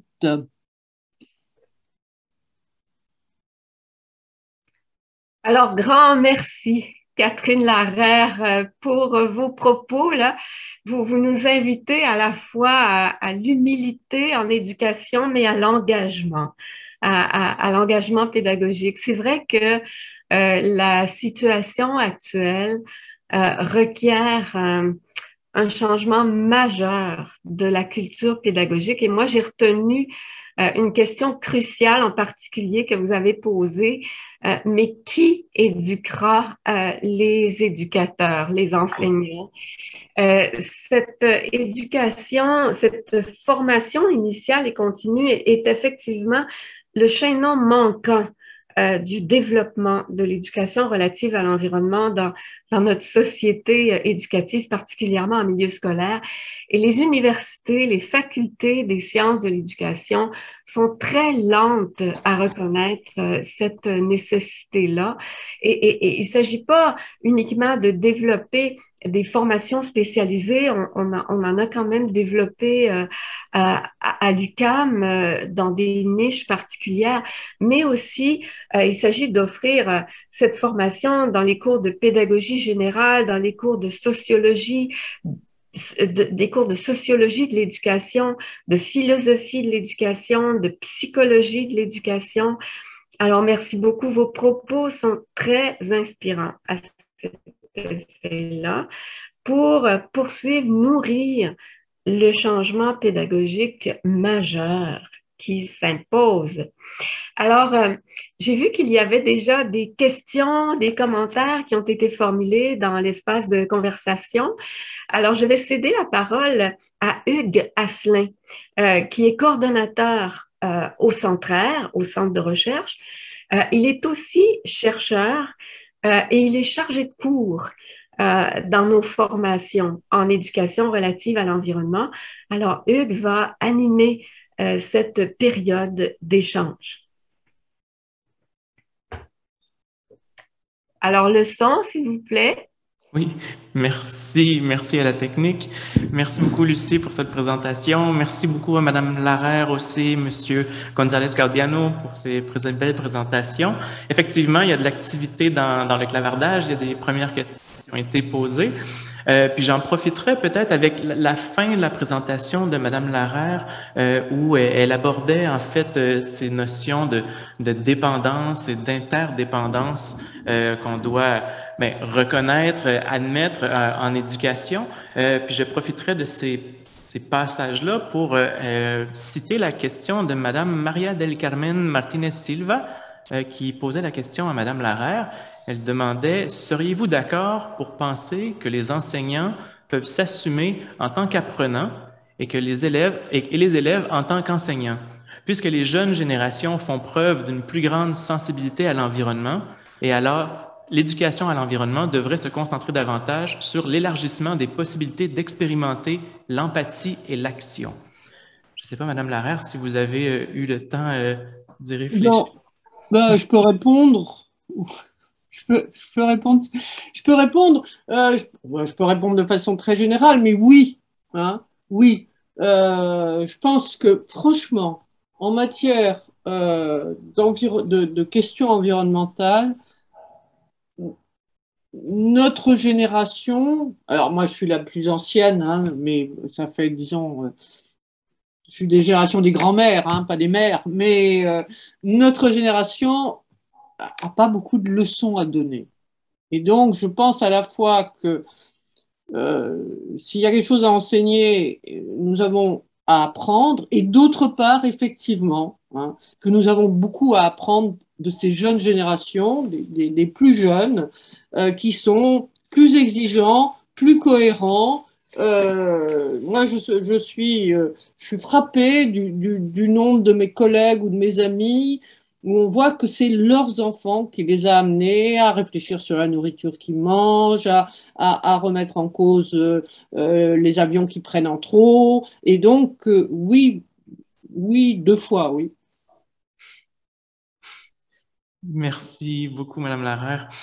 Pendant que vous avez encore la caméra allumée, peut-être que j'en profiterai aussi pour enchaîner avec une autre question qui est posée récemment par André Clermont, qui demande comment éduquer pour développer un écocentrisme pour contrer l'anthropocentrisme qui est reproduit en ce moment. Puis je pense que parmi les thématiques là, que vous avez abordées, l'idée de reproduction finalement de ces postures éthiques, voire même ontologiques. À titre d'information, hier, ici, on a tenu une table ronde sur les ontologies autochtones. Il y avait des gens des premiers peuples ici qui nous parlaient évidemment de leur façon de voir la relation au territoire qui est éminemment différente de la relation à l'environnement qui est développée dans plusieurs civilisations occidentales, plusieurs nations occidentales. Donc, on se pose cette question-là. Puis, j'ajouterais aussi, en fait, ben, si je peux me permettre, puis on verra si on l'aborde maintenant, mais il y avait une question similaire concernant l'intégration aussi de la spiritualité qui, pour le moment, est évincée, évidemment, des rapports éducatifs actuels dans nos systèmes scolaires. Donc, tout ça avec la réflexion de l'éducation des premiers peuples, ben, on sent qu'il y a matière à vraiment enrichir les processus éducatifs ici. Donc, je ne sais pas, qu'est-ce que vous pouvez apporter à cette réflexion? Alors, si vous voulez, là aussi, peut-être, bon, j'ai cité Léopold, alors on peut parler d'écocentrisme. Je dirais plutôt lutter contre le dualisme, c'est-à-dire lutter contre l'idée que les humains sont séparés du reste de la nature et que la nature est quelque chose qui nous est extérieur. Et donc, de ce point de vue-là, je repense aux travaux de Philippe Descola, hein, qui montre à quel point ce qu'il appelle le naturalisme, c'est-à-dire ce dualisme qui pose la nature d'un côté, l'homme de l'autre, est quelque chose qui n'existe qu'en Occident, et que dans d'autres cultures, et comme celle dont vous parliez, il y a une autre façon de ne pas se penser comme séparé de son environnement. Donc, je crois que, alors, il me semble, de ce point de vue-là, il n'y a pas ou alors uniquement quand on arrive en terminale ou à l'université, à enseigner les différentes éthiques biocentriques, anthropocentriques, écocentriques. Je pense qu'il y a, là aussi, il y a à s'appuyer sur l'expérience des enfants, à voir comment ils font partie du milieu dans lequel ils se trouvent. Et par exemple, pas se dire que parce que bon, 51% au moins 51% de la population mondiale vivent dans des villes, il n'y a pas de nature en ville. Il y a de la nature en ville. Et la découvrir, et la découvrir avec les enfants, c'est un moyen, enfin, ça me paraît important pour jeter les bases ensuite d'une réflexion éthique et pour voir autrement la nature. Donc, alors sur la spiritualité, vous savez, moi je suis en France, là, on est c'est des sujets extraordinairement touchy, hein, extraordinairement sensibles. Disons, je crois que qu'est-ce qu'on entend exactement comme par spiritualité, c'est par religiosité, hein. C'est l'importance de donner du sens.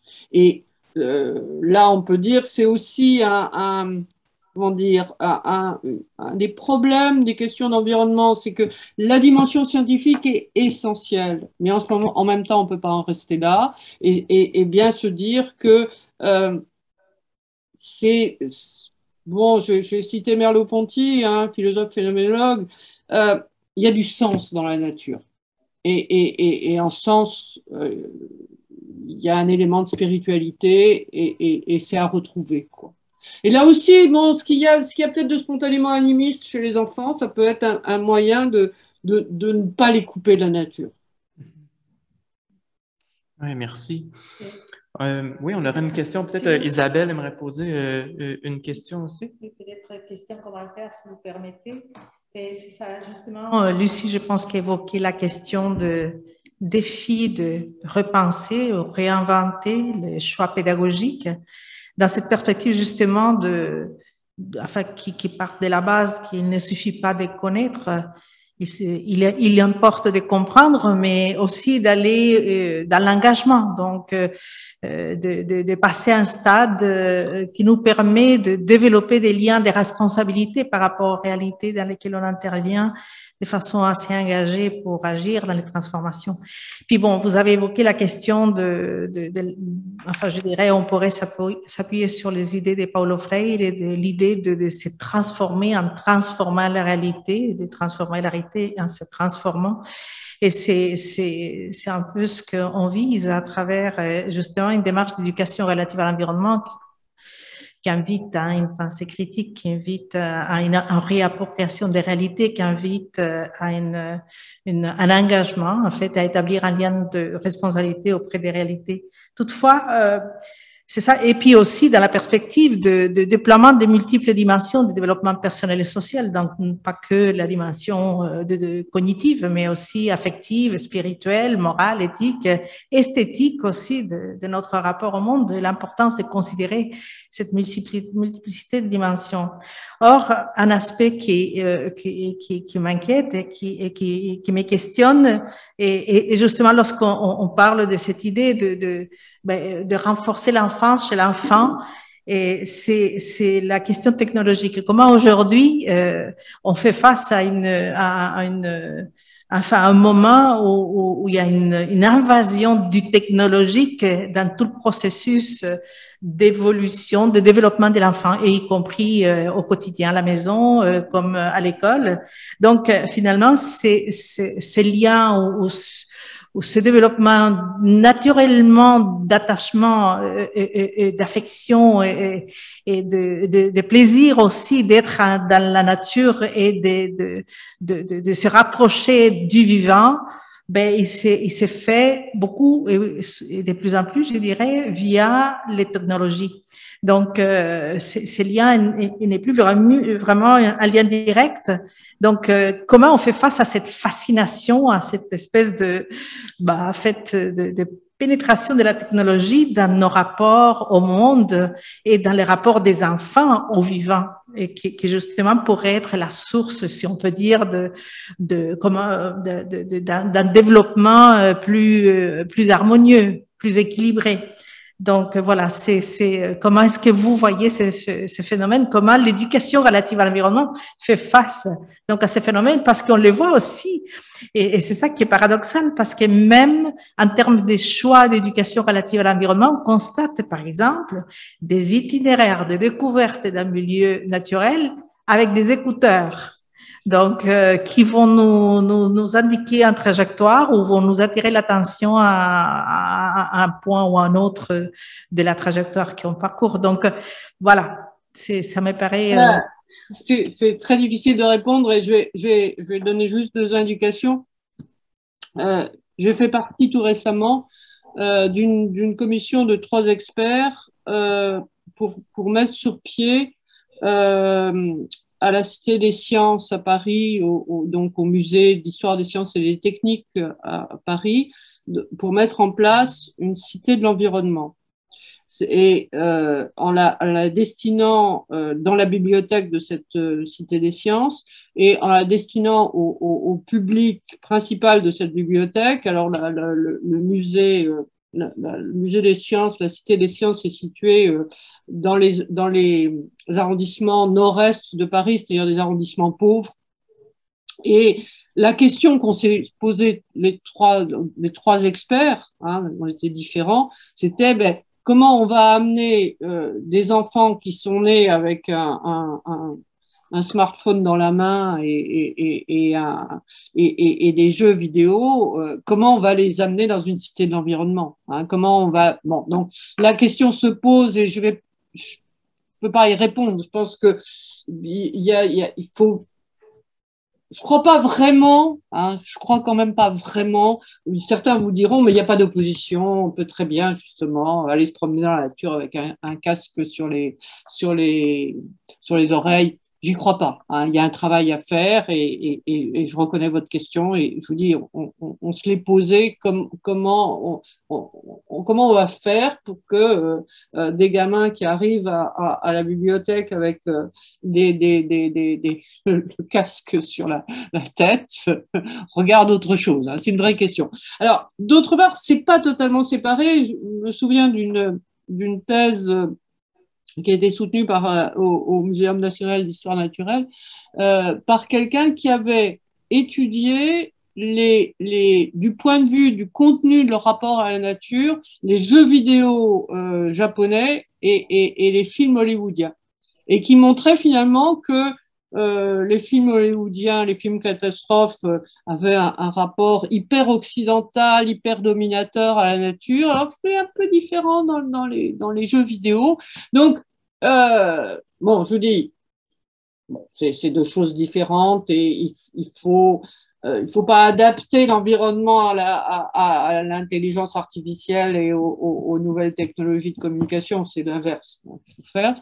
Mais ceci dit, là aussi, il y a des choses qui se transmettent et des choses qui sont, c'est intéressant de voir ce que ça peut transmettre. Merci. Il y a plusieurs autres questions dans le clavardage, dont une qui était destinée à Edgar.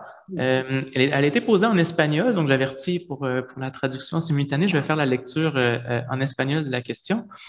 Donc, ça disait, me parece que hay una disyuntiva comunicativa. Et donc, la traduction en français, il me semble qu'il y a une disjonction communicative dans les forces pro-climat avec d'un côté les Bill Gates du monde et leurs pseudo-solutions techniques et de l'autre côté un nouveau négationnisme croissant entre nos alliés, selon lequel la décarbonisation de l'économie ne doit pas être priorisée parce qu'elle ne suffit pas en soi pour faire la justice sociale dans le monde.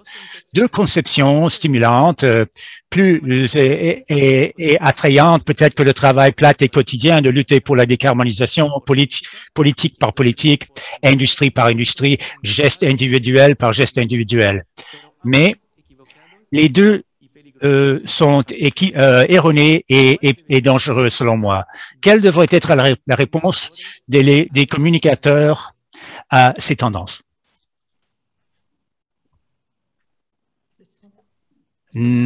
On l'entend pas. Je ne sais pas si les communicateurs peuvent le faire, parce que normalement, ce sont les médias qui ont aussi des compromis, des engagements très clairs associés avec, par exemple, avec les politiques qui défendus par les espaces de communication et les entreprises qui les financent. Je crois que je suis d'accord avec la position que ces approximations du type Bill Gates et toutes ces solutions géotechnologiques pour régler le problème des changements climatiques, la dispersion des aérosols dans l'atmosphère, le fait de semencer les océans avec les phytoplanctons pour absorber les gaz à effet de serre. C'est un conte. Ça ne nous amènera à rien, même ça pourrait créer de nouveaux problèmes. Faire des expériences avec l'atmosphère terrestre serait absolument grave. Mais le négationnisme des positions, de certaines positions de la gauche qui disent que la décarbonisation va faire en sorte que l'on ne pourra atteindre la justice sociale et énergétique quand certains auteurs défendent l'idée de la décarbonisation ou de la décroissance. On ne parle pas nécessairement de l'utilisation des mêmes politiques pour tout le monde. Quand on parle de décroissance, on dit bon que les gens qui en ont devraient faire la décroissance, mais on dit aussi que les pays qui ont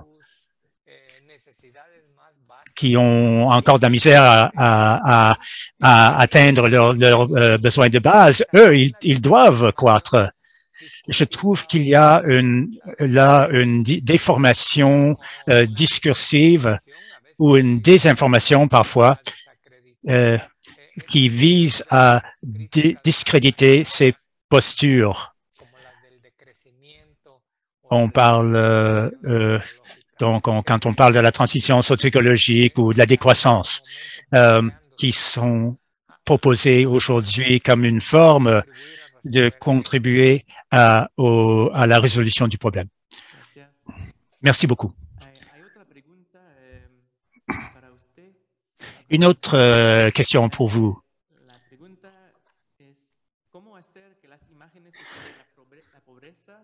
Comment faire pour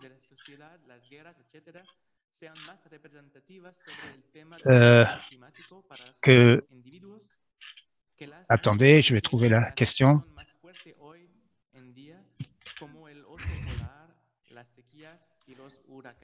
Comment faire pour changer les images finalement, pour que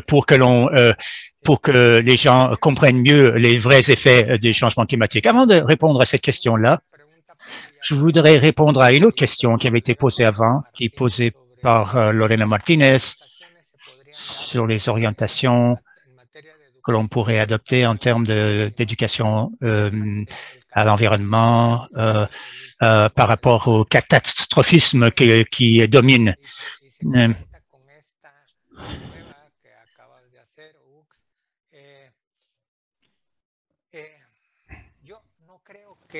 Je ne crois pas que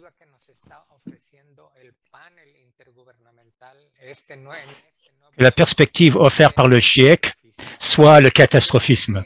Je trouve que c'est réaliste. Et en ce sens-là, ce que Catherine dit sur ces processus qui ont cours dans le système d'éducation, qui ont pour effet de déformer certains contenus, est très intéressant dans ce contexte. Parce que ce qui arrive, souvent les contenus qui sont enseignés dans les écoles ont été prédigérés, choisis d'avance.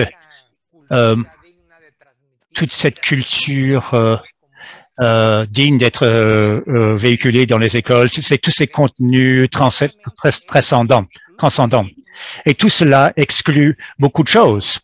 Entre autres, les choses qui sont exclues en ce moment, il y a la dimension réelle de ce qui se passe dans le monde face au changement climatique. L'école ne doit pas générer l'alarmisme chez l'enfant ou les sentiments apocalyptiques non plus. Mais quand on le fait, et c'est souvent le cas, on est en train de cacher les vrais effets qui arrivent aujourd'hui. Et on évite de faire une analyse critique. On ne veut pas que les enfants assument la responsabilité de ce qui se passe, mais d'une manière ou d'une autre, ils doivent comprendre ce qui se passe dans le monde et on ne doit pas le leur cacher. Parce que ce sont des enfants, ils ne sont pas capables de le comprendre. Eh bien, supposément, je pense à M. Santos, philosophe portugais, quand il parle de l'optimisme tragique. Il dit qu'on ne peut pas enseigner d'une perspective désastriste, négativiste, apocalyptique. Bon, mais un aspect de l'éducation doit justement doit être de donner de l'espoir. Transmettre l'idée que l'on peut faire mieux les choses. Et sauf que, et voilà donc la partie tragique, c'est que la lutte ne sera pas facile. Ça va être complexe, difficile d'atteindre le but escompté. Et cela nous pourrait, je crois, cette conception de l'optimisme tragique pourrait nous aider à confronter plusieurs des problèmes qui existent dans le monde. Être optimiste, croire que les choses peuvent s'améliorer tout en indiquant que les processus ne seront pas faciles, qu'il faudra faire des sacrifices afin d'y arriver. Et en ce qui concerne l'autre question de Hugo, cela fait partie de la question. Les changements climatiques ne s'expriment pas que en termes physiques, mais aussi il y a des répercussions sociales dramatiques. Quand on voit les vagues de migrants croissantes qui doivent fuir le territoire d'origine, qui doivent s'en aller parce qu'ils souffrent tellement, il y a tellement de problèmes que l'on ne peut plus y vivre. Il faut continuer à travailler, d'ajouter tout cela à la pédagogie. On ne peut pas poursuivre en escamotant ces problèmes-là. Je regarde le temps file, malheureusement. Je vois qu'il y a beaucoup de commentaires qui auraient été pertinents de partager dans le clavardage, puis il y a même d'autres questions aussi qui auraient pu être posées, mais malheureusement, le temps file. Donc, on va devoir malheureusement écourter l'échange ici. Je vais prendre quand même le temps de vous remercier chaleureusement à toutes les personnes qui ont formulé des questions, des commentaires dans le clavardage, puis remercier aussi nos deux conférencières d'avoir partagé avec nous en cette matinée ici au Québec et en après-midi chez vous en Europe. Merci beaucoup, Madame Larère. Merci beaucoup, Monsieur Gardiano. Et je vais laisser la parole à Isabelle pour terminer l'événement. Ben oui, je me joins bien sûr au remerciement de Hugues au nom de tous les centres centraires en fait. Et puis aussi, je voudrais remercier l'équipe qui est derrière en fait la réalisation de cet événement qui nous permet ces dialogues Nord-Sud et qui est aussi diffusé un peu partout. Donc, je voudrais remercier Guillaume Moreau qui est à la technique, Samuel Perrault, Mélanie Bouchon aussi, et puis bien sûr Hugues Asselin. Je voudrais aussi cette opportunité remercier les traducteurs, en fait la coopérative, la COP Largo, qui nous offre les services d'interprétation simultanée et les interprètes qui nous ont accompagnés depuis hier, donc Peter Felstein, Blandine Jox et Véronique Théron. Un gros merci à eux. Puis bon, on part à enrichir en fait de ces réflexions, de ces analyses. Sans doute la pédagogie de l'espoir de Freire demeure un outil inspirant pour les défis que l'éducation relative à l'environnement rencontre. Et le défi de développer un savoir, bien sûr, mais un savoir-faire, un désir d'agir, un pouvoir agir engagé qui met à contribution notre créativité, notre imaginaire dans cette perspective de dignité, de responsabilité, de respect, en fait, de solidarité, de justice sociale aussi qui accompagne nos préoccupations par rapport aux situations de détérioration environnementale. Merci infiniment. Puis pour ceux qui et puis, bien sûr, un gros merci à Lucie qui est avec nous aujourd'hui. Elle est à la retraite, mais elle demeure bien active. Et puis, Je dois dire que pour nous, c'est toujours un cadeau de pouvoir compter avec sa participation et son accompagnement. Et justement, pour ceux qui sont là, on vous invite demain, donc un après-midi à 1h30 via Zoom. Toutes les informations se retrouvent sur le site web du Centraire. Nous célébrons l'éducation relative à l'environnement à l'UQAM, sa trajectoire, ses acquis. En fait, c'est son parcours d'apprentissage fécond, collectif. Et nous célébrons aussi notre chère Lucie, qui a pris sa retraite l'année dernière. Donc, son apport absolument fondamental au champ de l'éducation relative à l'environnement.